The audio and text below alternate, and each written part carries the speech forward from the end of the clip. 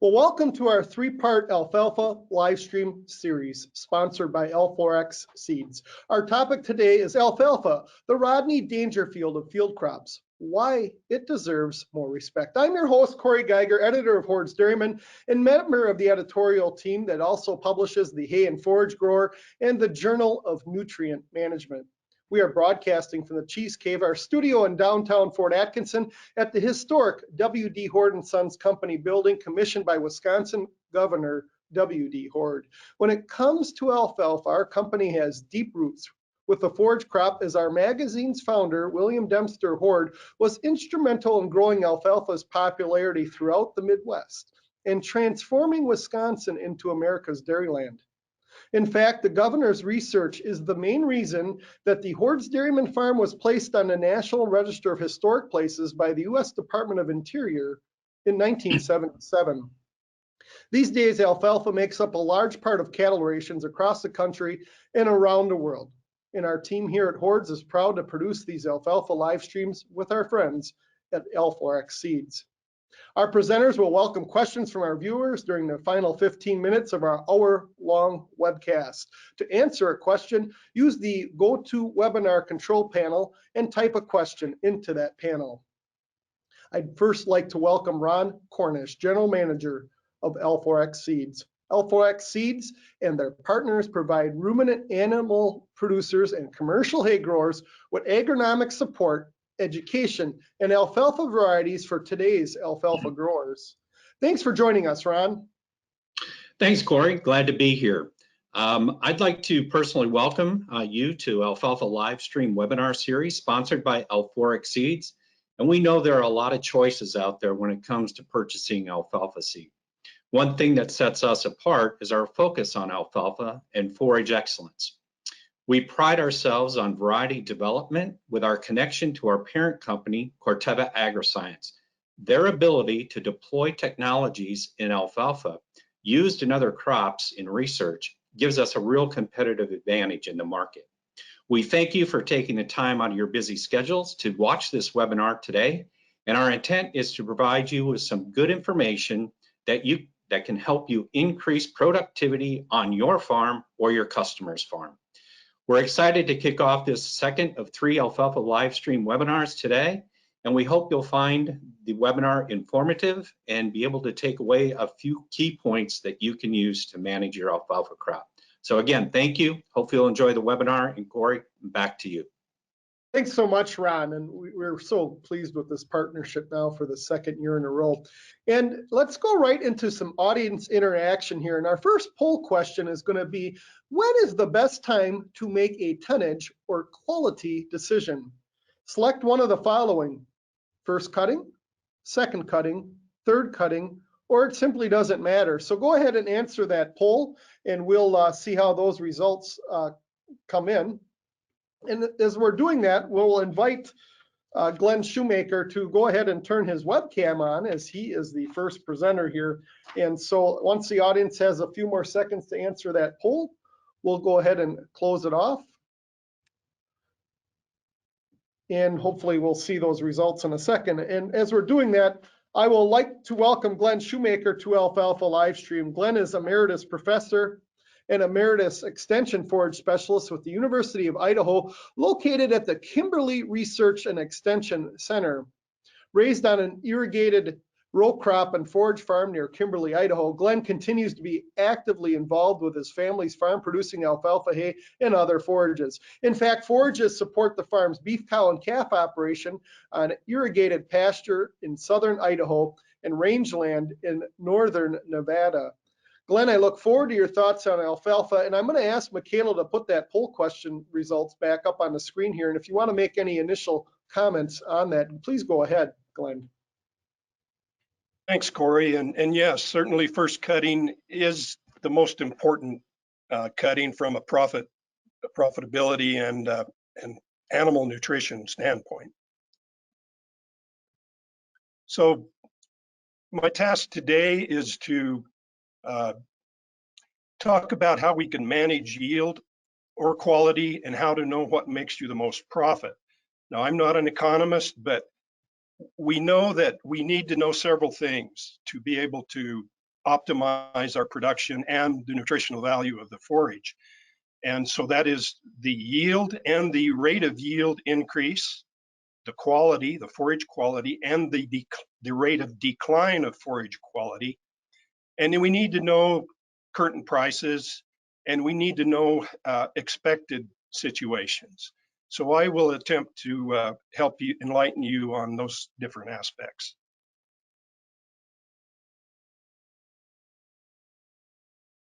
My page isn't going down. There we go. So one source of information that gives us these rate of changes is this publication led by Jeff Brink from the U.S. Dairy Forage Research Center. They funded this project, and this was carried out in 3 locations: South Central Idaho, and South Central Wisconsin, and Central Pennsylvania. And we used 3 varieties, and this was done over several cuttings. We basically started at the vegetative stage at a certain height and then harvested every 5 days for that cutting. And some of the results that we can see.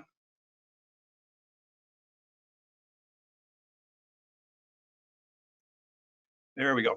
So this is for Idaho. I don't have time to show all the results, but I'll show you another easy source of this information.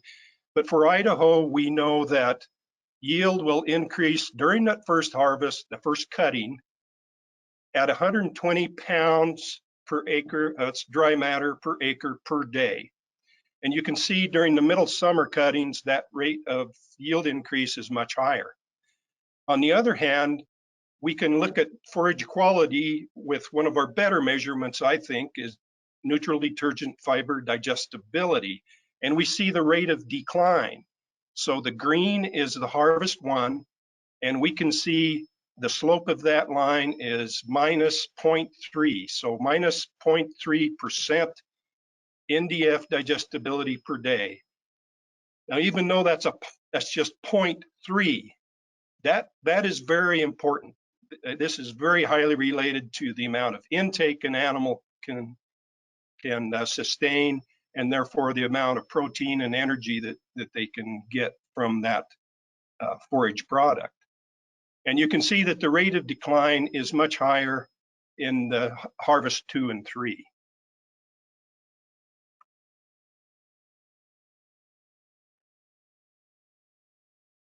Okay, now if we look at Wisconsin, again, the green bar and circles are the first cutting.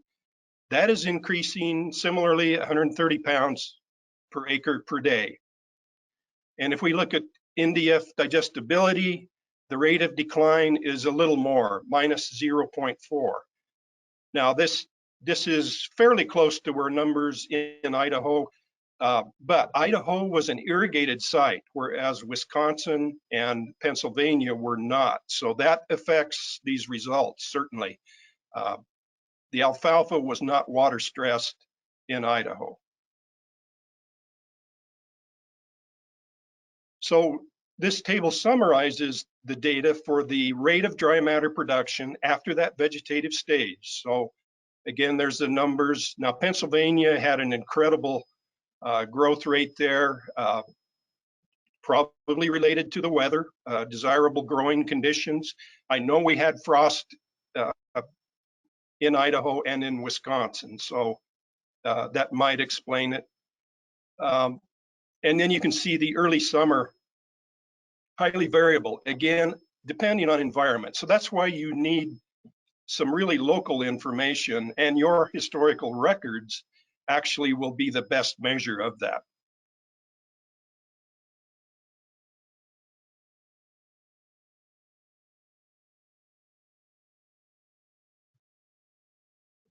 Oh, and this is the rate of NDF digestibility change per day.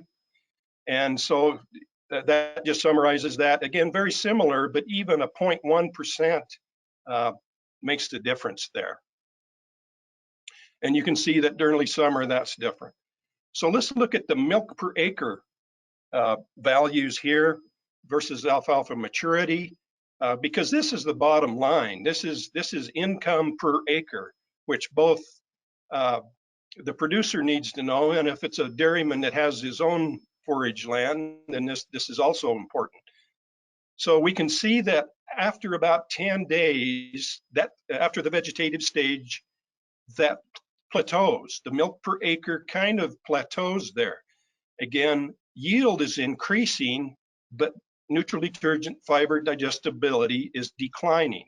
So that 10 days point after the alfalfa reaches vegetative stage appears to be the sweet spot for first cutting. So if my arrow works, and there's late summer, we can see that it doesn't plateau in this case. Yield is increasing and forage quality is declining rapidly. Yeah, and this is a source of information. If you're more interested in this work, then I don't expect you to type in all of that website, but just do a Google search for U.S. Dairy Forage Research Center. And when you get there, you can search for Brink, the primary author of that, Jeff Brink, and you should bring to this. So this has more detailed information for those different sites. Now, the other thing that I like to use is this hay cut date spreadsheet that Bill Lazarus and Dan Undersander from the University of Wisconsin and Minnesota developed. That's available if you search for hay cut date Undersander once you're in the University of Wisconsin extension. So now we'll blow that up a little bit. We'll show you where we can focus a little more on the inputs. And so I've modified this for Idaho. And so I put down May 10th as the date that we need to use of the first possible cut. And the yield I would expect on that date, again, due to records, is 2 tons per acre. And we would put in the RFV expected on that date. I use the prediction stick based on the peak method. And that comes out at 200 relative feed value as standing. They also include a calculation there, an input for the RFV loss expected during harvest. And with good management, you can get by with 15% harvest loss. That can get a lot worse. So that's an important assumption you need to know. So that corrects it to 170 relative feed value as harvested. And 180 RFV in the West, Idaho, California, is kind of the main criteria there for that. And you can see we entered the yield at 120 pounds per acre, RFV at minus 2.5 points per day. That's not percent, but it's points per day. And the RFV of the base hay price I've entered at 180. Again, that's dairy quality hay. The price of dairy quality hay at the latest USDA Ag Marketing Service numbers is $250 per ton. Feeder hay price is unusually high at $220 per ton. And I added that to make this calculation of the premium per point of RFV plus or minus that base, which I set at 180. And that calculates to 60 cents per point of RFV. Now, a lot of hay producers in our area have just used the rule of thumb that hay is worth a dollar per point of RFV. Well, that doesn't reflect the current market situations, and I discourage being stuck on one number. You need to look at the real values of dairy quality hay, compare it to feeder quality hay, and make that calculation on the real data. And then we can input our harvesting cost per acre expected. I put 37 tons per acre by converting some values on our budgets per bale or per ton to on an acre basis based on that 2 tons per acre. And then I've added $5 per ton would be the expected harvesting cost per acre over that base ton.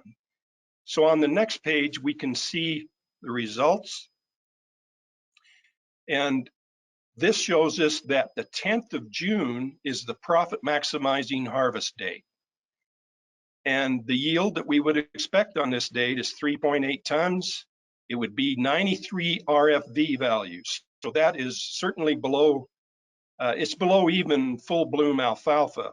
So that tells us that, you know, our linear model isn't quite fitting this kind of a situation because it's really curvilinear, but we need to simplify it to a linear version.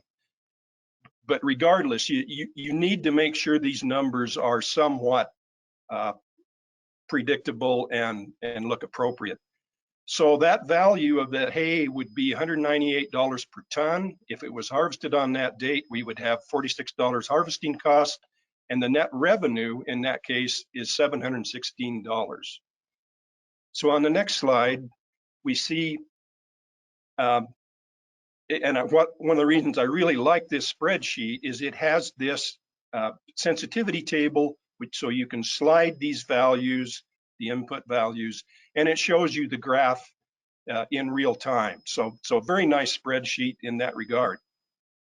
Well, in this case, we can see that the green bar is the net return, and that increases from 450 up to that $740 per ton.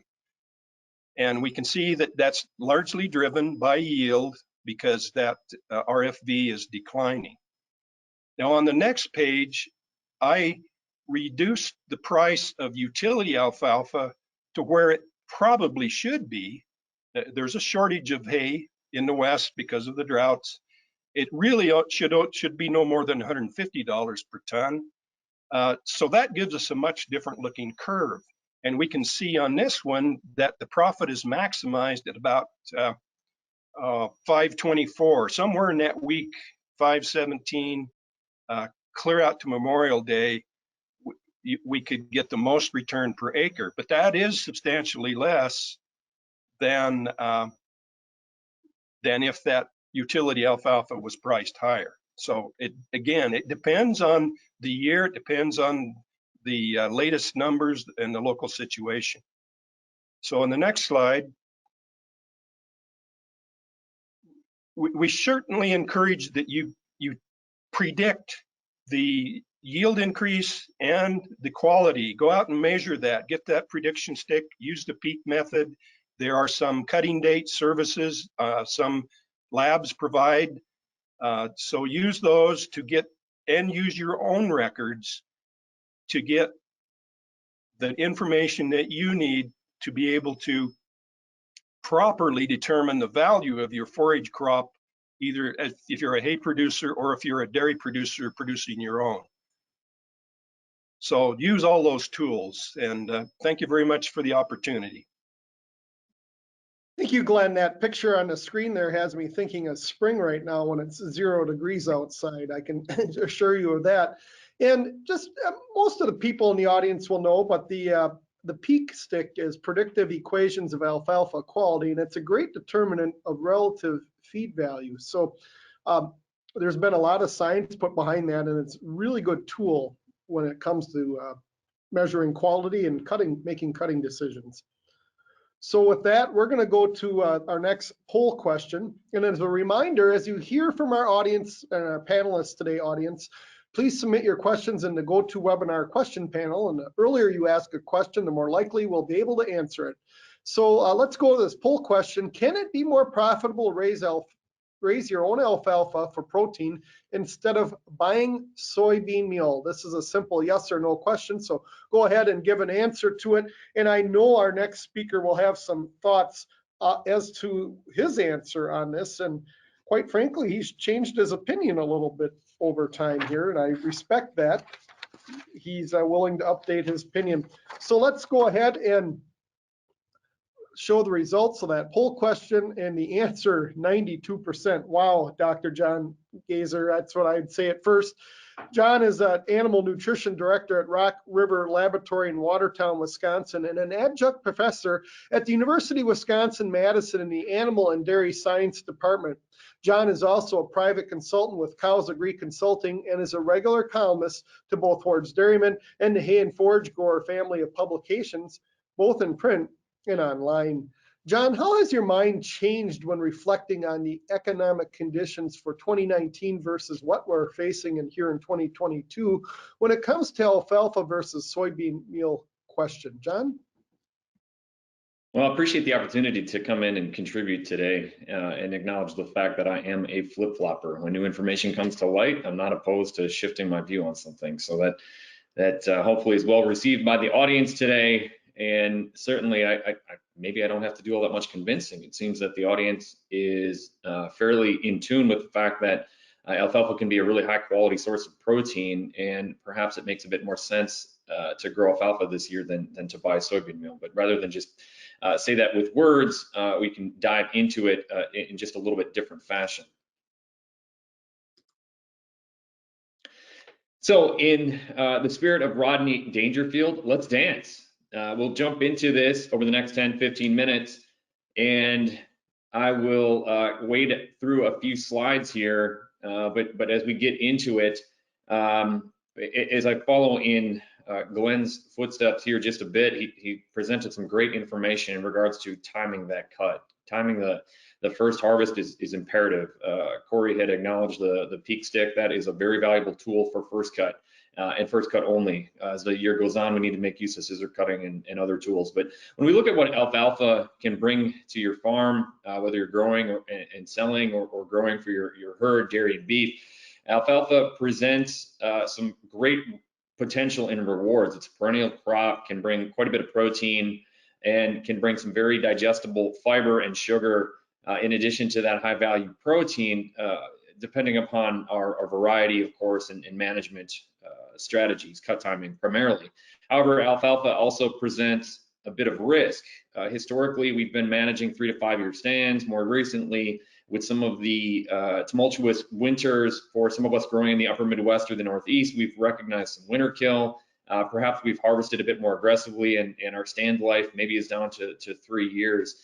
So when I've looked at that winter kill potential, in some cases it's been 50 to 100%. Some farms, and that's pretty tough.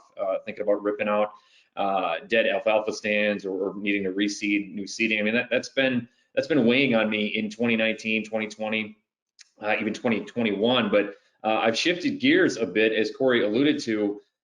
And I think in 2022, some of the reward, the aspects of alfalfa that can bring substantial value to our dairies, maybe lessen risk in other areas, are beginning to weigh on me a bit more and perhaps win out. So rather than look at and assume we're all planting alfalfa, I'm going to take kind of a step back and look at what goes into our decision in regards to, does it make sense to plant alfalfa or not? So what's changed and has sort of shifted my thought process has been that expensive protein that Corey alluded to, and then also recognizing extreme volatility over the last few years. I mean, one thing that is consistent, unfortunately, is our inconsistent prices in both Class 3 milk futures and commodity prices in terms of inputs, feed costs. And then also, as Corey mentioned, more recently, inflation is running rampant.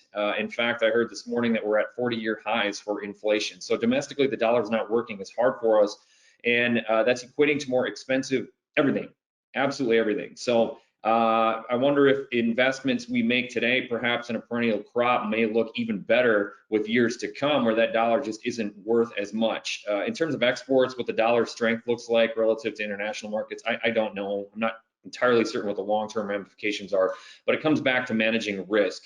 So recognizing today that feed costs are on the higher end of long-term trends, we're going to focus on protein today. Soybean meal's carrying around $400 a ton price tag, and I'm going to assume that price tag is going to be here with us for a while.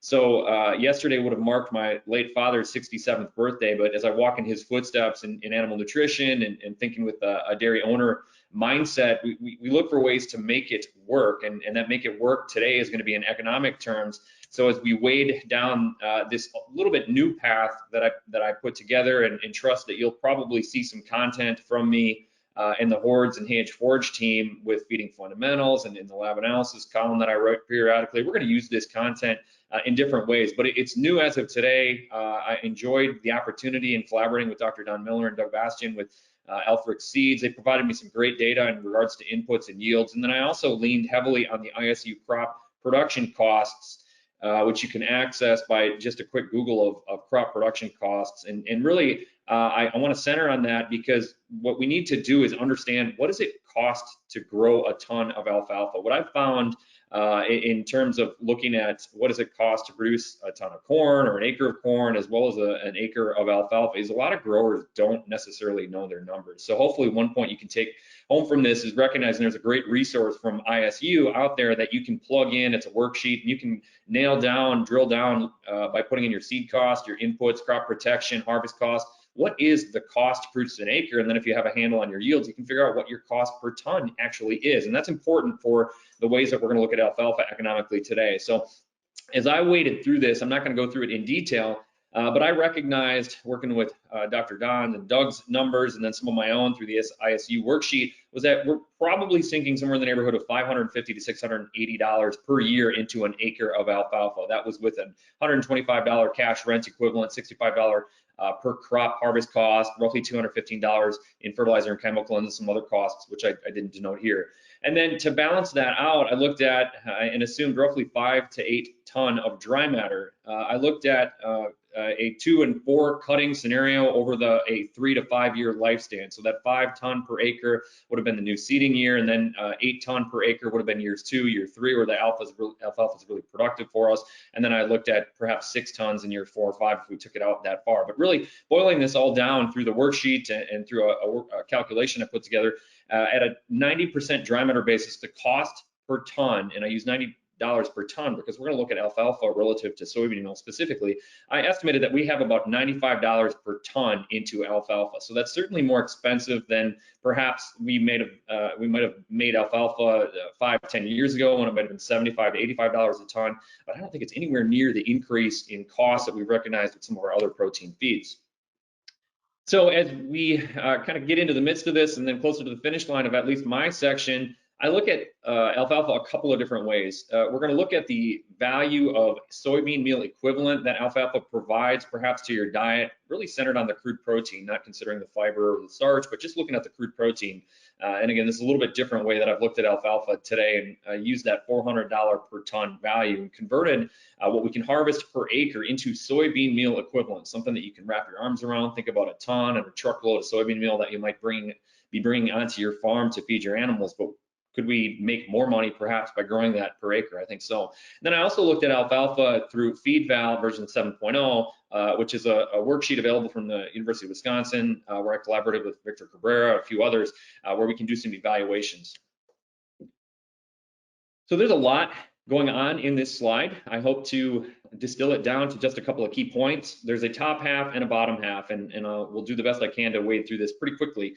On the top half, that is the result of our economic evaluation 1, where we look at alfalfa versus soybean meal. So what I did here is looked at the 5 crop years from left to right, and I calculated based on the tons per acre at a 22% crude protein value, how many tons of crude protein are we actually harvesting on a dry matter basis? And we don't tend to think of alfalfa like this, but in regards to thinking about how much soybean meal perhaps are we harvesting per acre, I think it's warranted. So we're harvesting somewhere in the neighborhood of 1.1 to 1.8 tons of crude protein value out of our alfalfa acres each year. When I convert that into soybean meal equivalents, that's around 2.5 to 4 tons of soybean meal harvested per acre per year. At a $400 per ton value, we could think of alfalfa netting out around $1,000 to $1,600 of soybean meal equivalent per acre per year. That's a pretty dramatic number to think about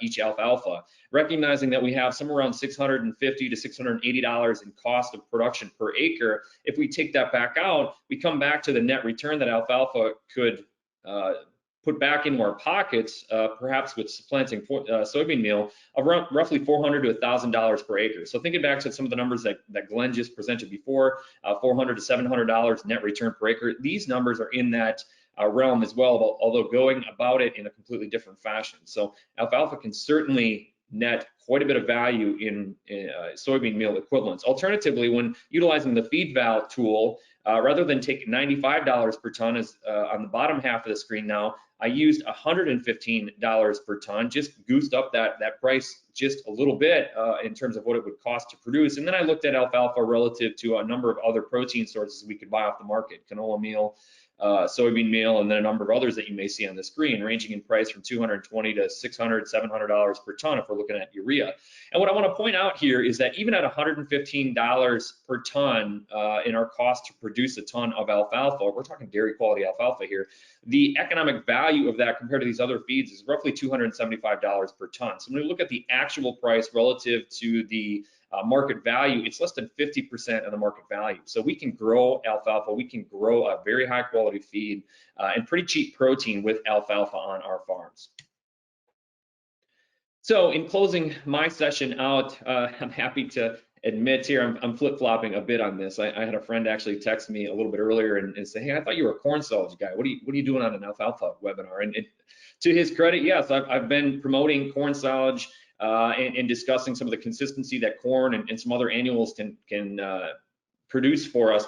However, with the changing in economics, certainly with expensive protein prices, I didn't even mention inputs. That certainly warrants considering as well, but I think it really makes sense to take a hard look at alfalfa again in 2022 and beyond. I think there's potential to grow roughly $1,300 of soybean meal equivalent per acre, if you want to think about it like that, and offering a net return of somewhere around, I don't know, $500 to $1,000 per acre, maybe about an average of $600 to $700, depending on how long we keep our stands on farm. And then just closing out, I think with, this is, if I had my crystal ball, I guess I wouldn't be sitting here today, I'd be playing the lottery, but we could very well eclipse a $275 per value with a ton of alfalfa. For example, if we recognize, I saw earlier today, Argentina has experienced a bit of a drought, maybe some drier weather. Our prices of protein and then the value of our forages could just keep ramping up from here. So some things to keep in mind. Hopefully you can take a couple of these points home, maybe bring up some different questions, and I look forward to entertaining those. John, thanks for the really good walkthrough on the economics part of that. That's not easy, and I really appreciate the candor and easy to follow dialogue on that. So we'll come back to some questions in a little bit, but let's go to our final poll question here. It's poll question number 3. What herbicide decision do you consider the most important when alfalfa is the next crop in the rotation? The primary weed problem to control, if alfalfa will be planted alone or with a grass mix, and selection of a Roundup versus conventional seed variety. So go ahead and answer those poll questions. And as we're doing that, I'll invite our next presenter, Earl, to go ahead and turn on his webcam. And so we'll give everybody a little bit of time to answer that. And as a reminder to our audience, please go ahead and ask your questions in the GoToWebinar control panel, and we'll get those answered after Earl gives his presentation. So let's go ahead and see those poll results here. And most of our audience, 62%, says the primary weed problem to control. So we're going to invite Dr. Earl Creech to Alfalfa Livestream, and we're going to talk about this entire complex here. Earl is professor and extension agronomist at Utah State University. Earl grew up on a family livestock and production farm near Logan, Utah, and received his bachelor and master degrees from Utah State University before earning his PhD at Purdue University in Indiana. Then Earl spent 3 years at the University of Nevada at Reno as an extension weed specialist before joining and accepting his current position at Utah State University. In his research and extension efforts, Earl works to address critical agronomic issues facing farmers and ranchers in Utah and throughout the Western United States. Earl, I look forward to your presentation on previous crop herbicides. Are they impacting alfalfa establishment? Earl, it's all yours. Excellent. Thanks, Corey, and it's great to be with you all today. We're going to talk about a subject that's not often talked about when we talk about alfalfa weed management, and that is what happens in the previous crop and the herbicides that we apply, and could there be a potential herbicide effect on that establishing alfalfa. Let's see if I can advance these things. Oh, sorry. Not used to the delay. So I do a lot of research on alfalfa weed management, and I test lots of things, and I speak about alfalfa weed management all over the West and all over the US. And one of the things that's pretty common theme with alfalfa weed control is that all herbicides labeled in alfalfa cause injury to alfalfa. Some is very obvious with bleaching and yellowing and burning type symptoms. Some is more subtle with stunting, and even Roundup Ready alfalfa we see injury when we apply when the temperatures are really cold. The other thing that we learn with alfalfa herbicides is that alfalfa, when established, is a very resilient plant. This is a plant that's able to withstand almost anything. I mean, it's got that deep taproot. It's a resilient plant, and when we cause this type of harm, like you see on your screen, it's always amazed me how we can come back in a month, and you look around and you can't see any of it anymore. It's completely grown out of it, and so time heals all wounds when it comes to alfalfa herbicides. However, there is an exception, and alfalfa is not always an established plant. When it's a young establishing seedling, it's a real weakling. I mean, it's a small seeded plant. Pretty much anything that any stress or any type of unfavorable condition that alfalfa experiences during establishment will tip it over. It'll cause it to die. And herbicides in the soil are certainly a factor that could contribute. So I've thought a lot about this and how to approach this subject, because we've got a nationwide audience, all sorts of different crop rotations leading into alfalfa, all sorts of crop production practices that all of you employ, and so we won't be able to talk about individual herbicides and specific weed situations, but I thought that maybe it would be best to come up with, or to talk about some general guidelines, some things that you can take and employ on your specific operations to think about and to help you to avoid any type of herbicide carryover injury to alfalfa. So we'll talk a little bit about labels. We'll talk a little bit about the importance of planning ahead. Then we'll jump over and talk about some of the agronomic or external type factors that can affect herbicide persistence. And then we'll finally conclude by talking about a field bioassay. Labels. So all herbicide labels have instructions regarding plant-back restrictions and the potential of herbicides to persist and impact subsequent crop growth. And what I've got here is a table that shows some common herbicides, things that you may currently use on your farm, or maybe you've used them in the past, but labeled in a number of different crops. But what I really wanted to draw your attention to is out here on the far column. You'll see that there's alfalfa planting intervals vary widely across these herbicides. Oops, sorry. You've got everything from 34 months with Ally to atrazine, which would be do not plant alfalfa next year after you apply it, and to 4 months with Dual. And one that's kind of interesting here is Velpar at the bottom. Velpar is probably the most common alfalfa herbicide used anywhere. It's really a workhorse in weed control, but it's only in established alfalfa. And if we apply in established alfalfa, we cannot reseed or plant new alfalfa for the next 2 years with that particular herbicide. So read the label of the products that you're thinking of using, follow whatever the label says, and yeah, pay attention to those. I think we've all had experiences on roller coasters, and I think the importance of planning ahead can best equate it to a ride on a roller coaster. So to ride on a roller coaster, we kind of work ourselves up to it. And when we get brave, we go and we sit down on the seat. The attendant straps us in, and then it starts to move. And sometimes when it starts to move, the thought crosses our mind, maybe this wasn't a good idea. Maybe I want to get off. But at that time, there's really nothing that we can do about it. You're committed. You've got to just go through the whole ride, all the ups and downs and loops and twists and turns. And sometimes we feel like this young man that's in the front seat of this one, and we just hold on for dear life and we make it.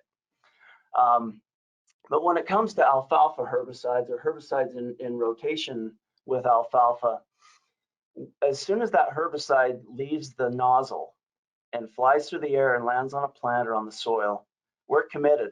We're strapped in and that ride's going. There's nothing that we can do to get off. We have to let that thing ride out, and that herbicide's simply going to have to break down in the soil, and eventually it'll break down to the point that we can plant something else. But there's a time that has to pass in order for that to happen. So it's really important to look ahead, to think and plan and read the labels and know what we've got coming up, so that we know, whether it's a wise idea to plant to use herbicide X, or do we need to shift over and use herbicide Y. Thinking about external factors and things that can influence the length of persistence of herbicides, one of the major ones is the soil, and texture for one can have a big effect. So sandy soils are kind of like this top box. They're large particles. They're very big. All soils have a charge. It's a magnetism.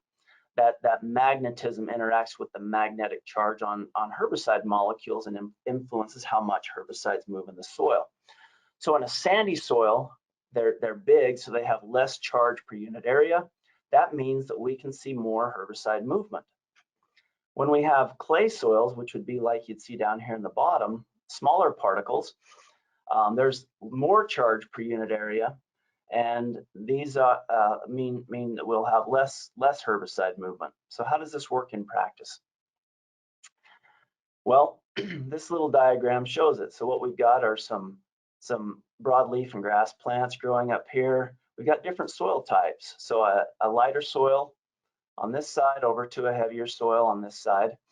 And we apply the same rate of herbicide across the top, and then the moisture takes the herbicide down into the soil. What you'll notice is on the lighter soil, that herbicide moved a lot, and it became very dilute in the soil very fast. And in fact, in this case, it's not even impacting the growth of the plants.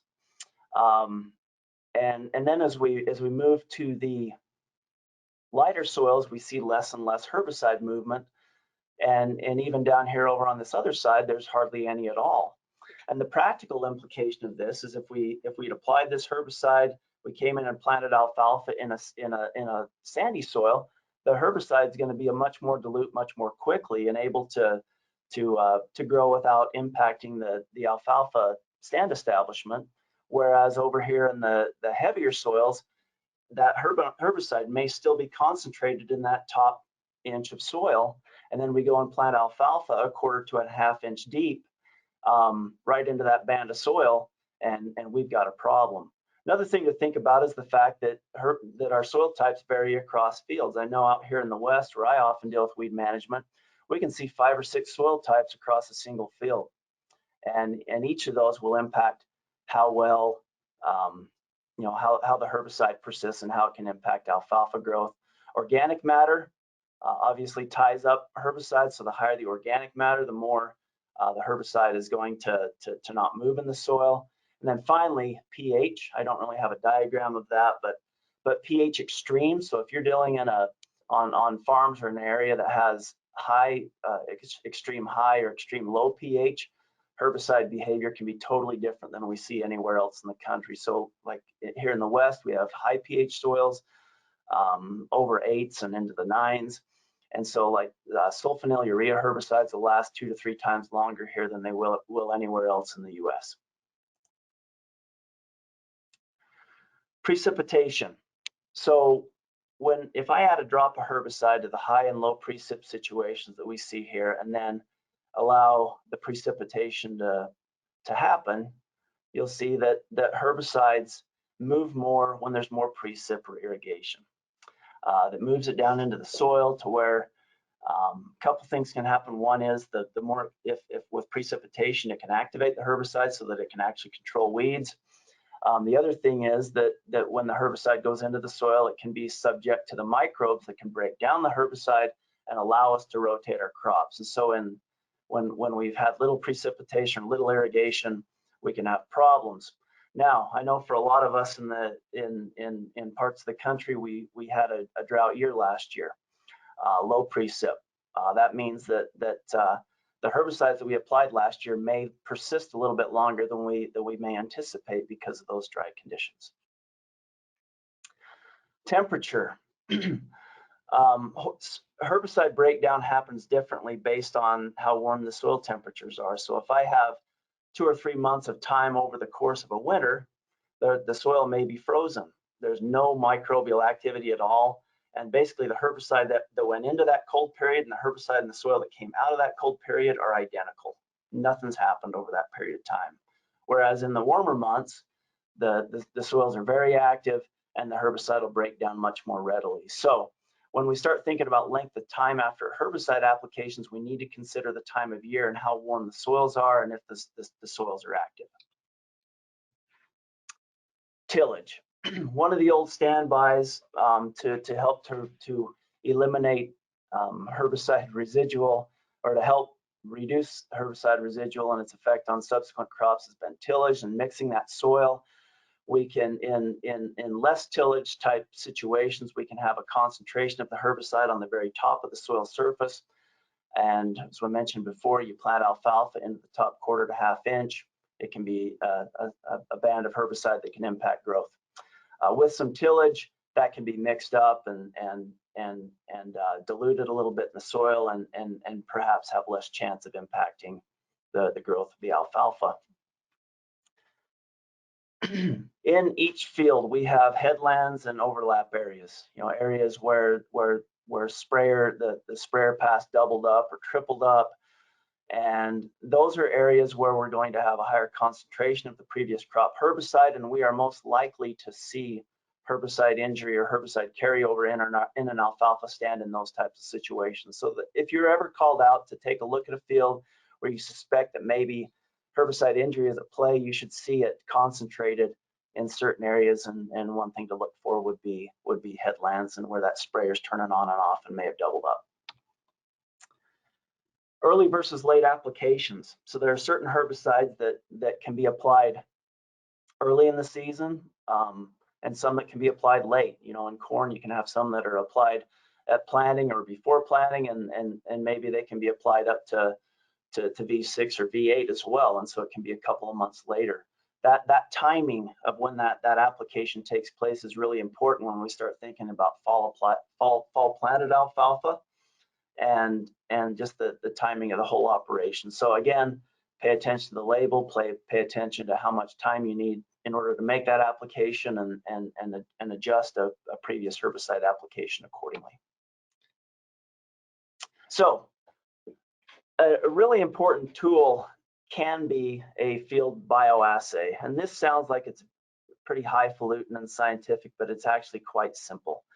What you do is you go out into the field. If you got a field where you've got a question whether it's safe to plant alfalfa, go out into a field in question, take a shovel, dig some soil, put it in a bucket or a pot or whatever you want to do, and then go to an adjacent field that you know is safe, and dig a little bit more soil and put it in a separate bucket or pot, and then you go and you plant alfalfa in it, and you water it, and then you watch.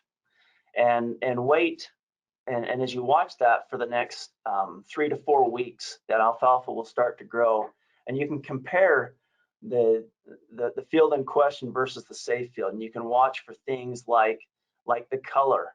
Are you seeing bleaching? Are you seeing browning? Are you seeing stunting? Anything that might suggest that there's something in that soil that may not be favorable for alfalfa growth.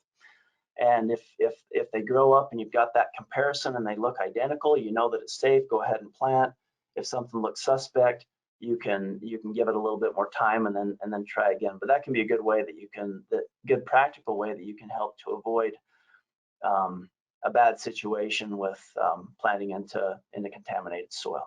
And that's all I've got. Thanks a lot, Earl. We're going to invite everybody to turn their webcams on, and we're going to go to the question portion of Alfalfa Livestream. And a reminder to the audience, go ahead and type questions into the panel, and we'll get those answered on the air here. Let's go back. You know, you had quite a few, Earl, different herbicide options and controlling weeds in alfalfa. And one of the questions, let's go back to this. Do I need Roundup Ready alfalfa to control weeds, or can I do it with a conventional variety? You've probably seen it every direction here. What's your take on it? Sure. Roundup Ready alfalfa is by far the simplest tool for weed management in alfalfa. Roundup will control big weeds, it'll control small weeds, it'll control annuals, perennials, biennials, it'll control anything. And the thing that we encounter when we're trying to control weeds with conventional herbicides is that there's very specific requirements on what herbicide controls what particular weed.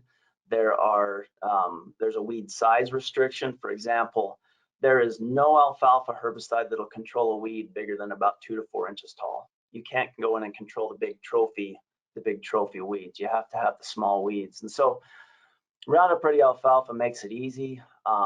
But if you're thinking ahead, if you're planning ahead, if you're controlling problematic weeds in the crop, the previous crop before you plant alfalfa, get those perennial weeds taken care of, and anything that's hard to control in alfalfa, and you're on top of it with the timing of your application, it's really not a big deal to control weeds in conventional alfalfa with herbicides. It's interesting you say that, Earl. Last year about this time, I was personally developing a game plan for a field that was half tillable, and 20 years ago, the other half was tillable. My dad and I purchased it, and a stand of box elder trees overtook it. I hired a fellow to bulldoze them. We got it somewhat farmable. I went in and lightly seeded, didn't even till the area where those box elders were, but it was put back to growing conditions and planted a Roundup Alfalfa Ready variety. At first, the neighbors were all kind of chuckling and pointing, and by about July, they weren't anymore. It had an incredible stand, and the weed control was really suppressed. You know, another question, John, came rolling in here, and I, as you were talking, I wrote this statement down. To be fair, we've harvested alfalfa more aggressively, but alfalfa needs a chance to store energy in its roots if it's really going to be a perennial crop. So the question is, and really Glenn probably should tackle this one too, but how many cuts can I go in early for quality without hurting my stand?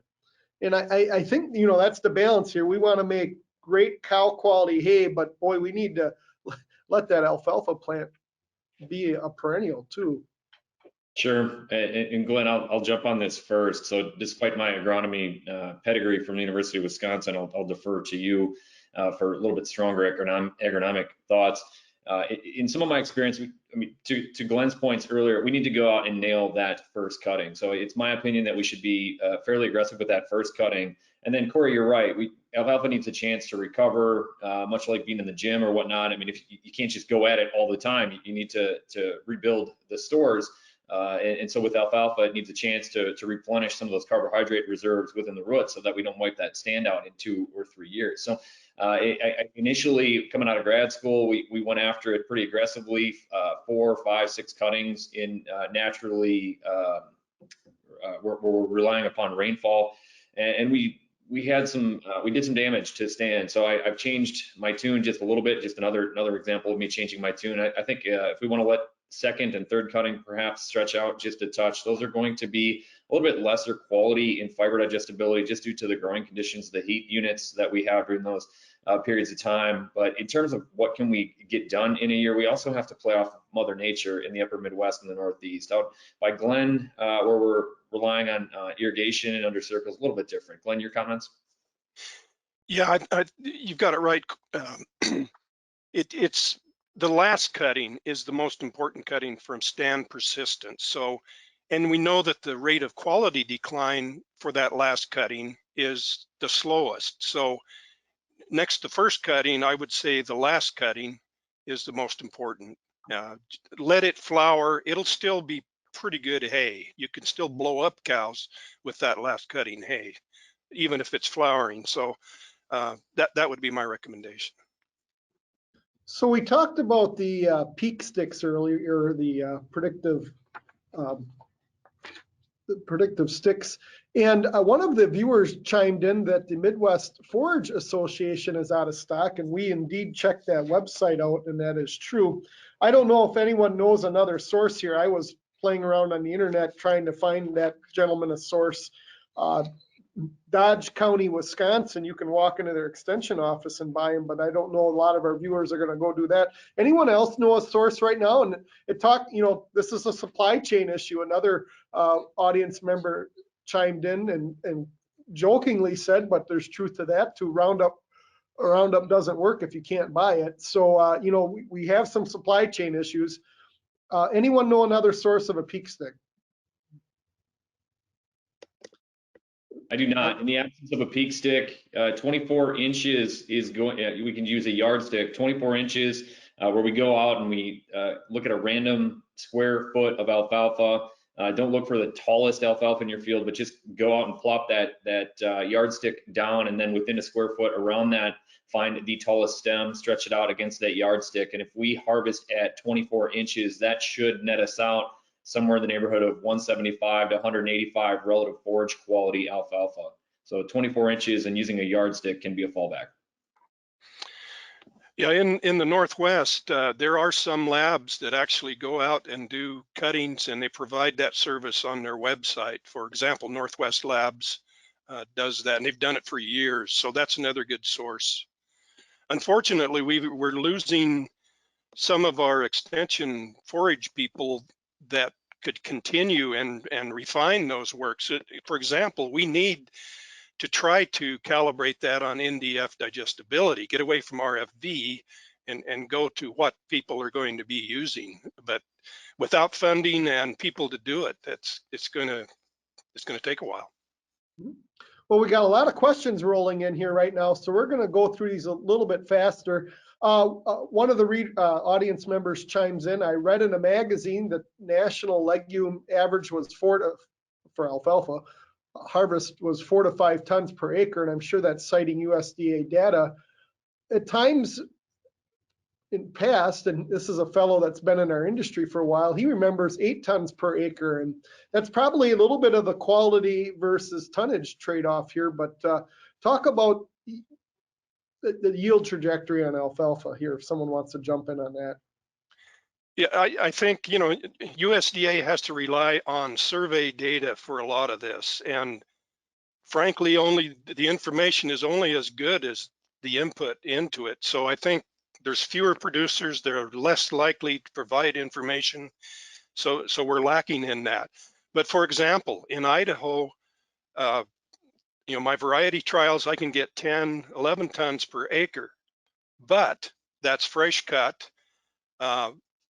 And so from a harvest loss standpoint, it is 8 tons per acre. Meanwhile, the USDA data says we're 4 tons per acre. So, and that affects the total value of alfalfa and forages in the whole, compared to potatoes and wheat, on and on and on. So that's another effort that needs to be made to try to get the best data we can.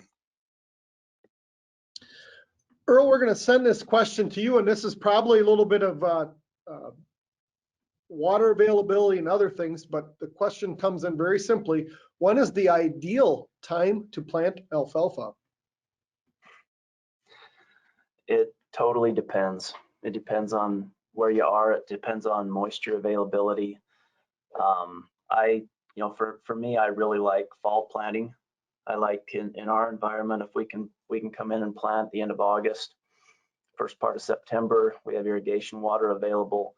We can usually get the crop up and going well, and we can get a full suite of cuttings the next year, and versus waiting to the spring when you get that reduction. But it totally depends on when you've got water, when you've got enough growing season to get it established, and a lot of other factors. So it depends. We're going to go to speed round here where questions are rolling in fast. And so I'm going to call on one commentator. And after that response is done, if there's anyone that wants to chime in, I'll just give a pause of 3 seconds. Glenn, I'm going to call you this question. Does all alfalfa grow at the same rate? No. Yeah, basically no. Within a fall dormancy class, it's hard to distinguish even in variety trials. So environment is more of a factor there. I think we're going to call on John for this next one. What's the value of adding grasses or any other perennial forbs like plantain or to the mix? And really, and maybe we'll come to Earl on that one too real quick. And the value I'm thinking here is the value to the animal when asking you, John. All right, so if we add grass to the mix, I got to speak to it being somewhat of a risk balance from if that alfalfa doesn't establish, maybe that grass will come out and help us in that first year. From the animal standpoint, I mean, I don't think if we harvest and we grow a good quality crop, I don't see grass necessarily bringing a whole lot of added nutritional value to that alfalfa stand. It's going to be a challenge to manage it and get that maturity matched up, so it could even be a detriment. From the standpoint of weed management, it can be a huge hurdle because there's very few herbicides that can be used on an alfalfa grass mix, and so it really hamstrings us, ties our hands about what we can possibly use to control weeds. Glenn, how much bloom is sufficient to allow alfalfa to replenish its reserves for survival? Well, that's another thing. If we could predict the weather accurately, we would know that. But basically, alfalfa needs to get 8 to 10 inches tall. Then it's building reserves, whereas it's taking the first few inches is the worst part because that's all comes from root reserves before it forms a canopy. Thank you. John, this may go to you here and anyone else, and maybe Glenn. You mentioned 24 inches should equal 175 RFE. I'm assuming this is an estimate for varieties that are not low lignin varieties, that they'd be more conventional. Yeah, that dates back probably 10 years in experience here. So harvesting at 22 to 24 is going to be, like Glenn mentioned before, pretty high quality, probably 210, 215 in the field as it stands green, but through harvest losses and fermentation, we should be able to feed out 175 to 185 relative forage quality out of that first cut. That's going to be pretty high fiber digestibility, but that is conventional varieties. Glenn, this one, go ahead, Glenn. I would just add that indeed the low lignin expands that window, and the rate of change, if we measure it, excuse me, by NDF digestibility, is a much better measurement. Glenn, we're going to ask this question of you, and this is really again about it's relating to the predictive equations of alfalfa quality peak. Do fall dormancy 3 versus fall dormancy 4 or a fall dormancy 5, does in the spring of the year, does that work the same, that stick work the same on all those varieties, or is it impacted by how quickly the alfalfa comes out of dormancy? Yes, theoretically it is affected by the fall dormancy. In that study that I mentioned, however, that's the reason we had different varieties. We had as checks different fall dormancies, and in that case it wasn't a real significant factor. But I've seen a lot of years where, particularly in the spring, for example, a fall dormancy 6 in our area with a heavy frost, it just knocks it way back. whereas it doesn't seem to hurt the fall dormancy 3 or 2 even, especially. Okay. If Ron is able to, I'm gonna have him turn his webcam on because I think there's a question here he's gonna answer. But I got one more here for Earl.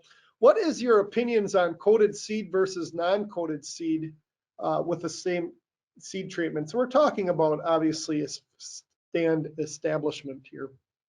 Yeah, coated seed has basically take the seed and you have a clay coating, and that coating can include some some inoculant and some fungicides and some other things like that, and it's I think most seed today is coated. Seems to work really well, and the idea is that clay coating absorbs the water and helps get you more uniform germination. In our variety trials, though, we often test uncoated seeds, and they work just fine too. So I don't really have a preference. Just whatever I think the more important thing is the genetics and making sure you plant the right variety, because there can be so much yield difference between these different varieties and the performance of them. Thank you, Earl. And Ron, this is more of a product question. And one of the audience members asked, is there a Harv Extra variety that is not Roundup ready, or are they all Roundup ready varieties? Corey, they are all Roundup ready varieties. There's nothing out there that just has the Harv Extra trait. So they're always stacked with the Roundup ready trait. I knew you could answer that one, so I wanted to bring you on board. So those are all the audience questions. So thank you for those insightful questions. And I want to thank our speakers for the answers they provided today. If you have additional questions, you can always send them in, and we will get those answered after the Alfalfa live stream. Following the webinar, audience members will receive a short survey about our program. Please fill that out so that we can better serve you in our future Alfalfa live streams. And speaking of future webinars, please mark your calendar for the next webcast in this Alfalfa live stream series. Our next presentation will take place February 10th, 2022, same time, 11 a.m. Central Time. That Alfalfa live stream will be titled Adapting Alfalfa Production to Climate Change. And it again will be sponsored by L4X Seeds. Our guests will include Dr. Ian Ray from New Mexico State University, Dr. Deborah Samek, and Dr. Joshua Gamble, both with USDA ARS. And we look forward to having them. And I know with that strong lineup, it'll be another great program, just like this program was today. On behalf of Ron Cornish, Glenn Shoemaker, John Gazer, and Earl Creech, I'm Corey Geiger, your host. Thank you for joining us today on Alfalfa Livestream, and I wish you all a good day. Goodbye, everyone.